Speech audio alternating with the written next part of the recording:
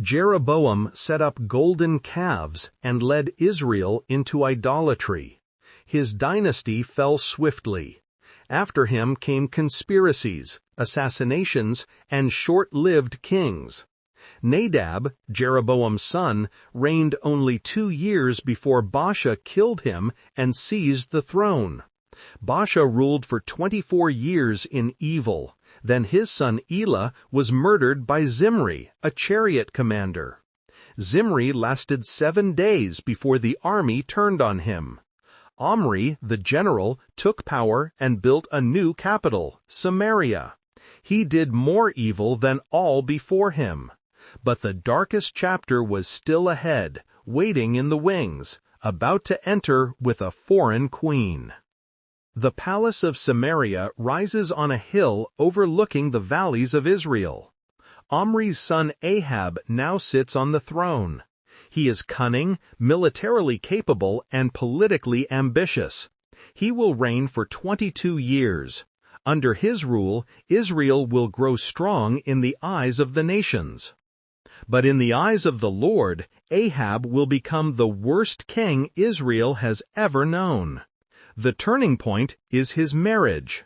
Ahab takes a wife from Sidon, a Phoenician princess named Jezebel. Her father, Ethbaal, is king of the Sidonians and a priest of Baal and Asherah. Her name may mean, "Where is the prince?" a ritual cry to summon Baal. She is not merely a foreign bride. She is a religious force.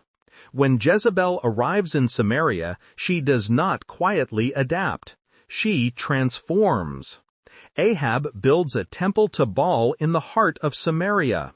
He erects an altar inside it. He sets up an Asherah pole, a symbol of the fertility goddess. Worship of the Canaanite storm god becomes official state religion. This is not syncretism. This is replacement. The golden calves of Jeroboam were a corruption of true worship. Baal worship is something else entirely. It is the worship of a rival god, with its own priests, its own festivals, its own sacrifices. And Jezebel feeds it. She brings 450 prophets of Baal into the palace. She houses 400 prophets of Asherah at her table. Together, nearly 1,000 religious officials serve under her protection and patronage. At the same time, she hunts the prophets of the Lord. Jezebel begins a systematic campaign to destroy anyone who speaks for the God of Israel. Prophets are killed. Altars are torn down. Those who remain faithful go into hiding, afraid for their lives. A man named Obadiah works in the palace. He is in charge of Ahab's household, but secretly he fears the Lord.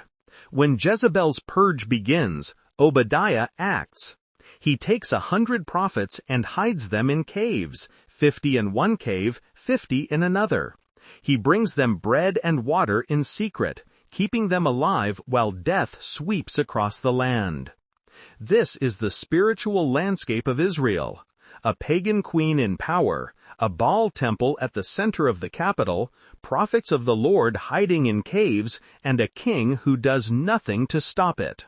Scripture says of Ahab, "There was never anyone like Ahab, who sold himself to do evil in the eyes of the Lord, urged on by Jezebel his wife." Sold himself. The phrase means total surrender. Ahab is not a passive participant. He throws himself into corruption. He considers it trivial to commit the sins of Jeroboam son of Nebat. The old sins, the golden calves, the false priests, the high places, these are nothing to him now. He has gone further. He has embraced Baal. And he has married a woman who will not rest until the worship of the Lord is erased from the land. In the shadows, God is preparing an answer. Somewhere in the hills of Gilead, on the other side of the Jordan, a man lives in obscurity. He wears rough clothes. He carries no title, no army, no palace. He is not from the royal court or the priestly families. His name is Elijah. It means, "My God is the Lord." Soon, Elijah will walk into the throne room of Ahab and deliver a message that will shake the nation. Soon, the drought will begin. Soon, fire will fall from heaven. But for now, Ahab and Jezebel rule unchallenged. The prophets of the Lord hide in caves or lie buried in unmarked graves. The temple of Baal hums with activity. The land of Israel, once given to Abraham's descendants by promise, now bows before a foreign god and a foreign queen. The nation is not just divided, it is corrupted. And the Lord is watching. Thank you for listening to this episode about the rise of Ahab and Jezebel.